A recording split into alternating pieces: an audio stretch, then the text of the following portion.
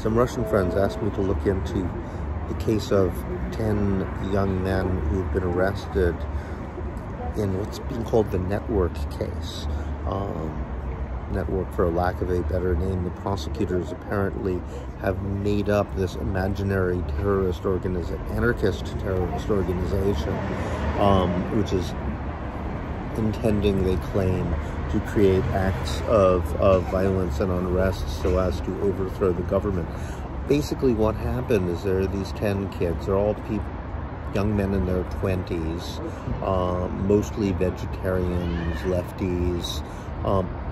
Some of them are anarchists, some of them are anti-fascist, some of them aren't.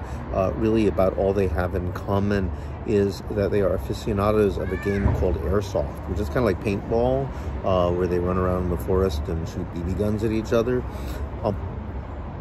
So somehow the KGB, or FSB is what they call it now, decided these guys are part of a secret network, and has gotten a number of them to confess to being part of a secret organization planning to overthrow the government.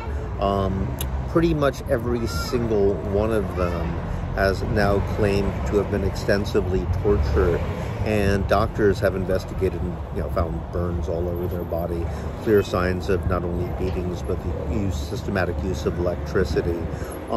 They almost all of them have withdrawn their confessions. Many of them have permanent injuries. They had all their teeth knocked out, and none of these people had been in any way criminals. They're a bunch of game players with vaguely leftist sympathies, who have been turned into this kind of phantom terrorist organization. And it's a terrible precedent, because if this is allowed to stand, I mean, people are threatened everywhere. Russia's the place where they experiment with new forms of repression, which, if they work, are then exported elsewhere. And if people this obviously innocent can be railroaded, I mean, they're facing a trial on February 10th, and they're up against anywhere between 6 to 18 years in maximum security hard labor, right? If these guys can get railroaded basically based on nothing other than confessions extracted under torture, nobody is safe anywhere. I really think the world needs to pay attention to things like this and do something about it.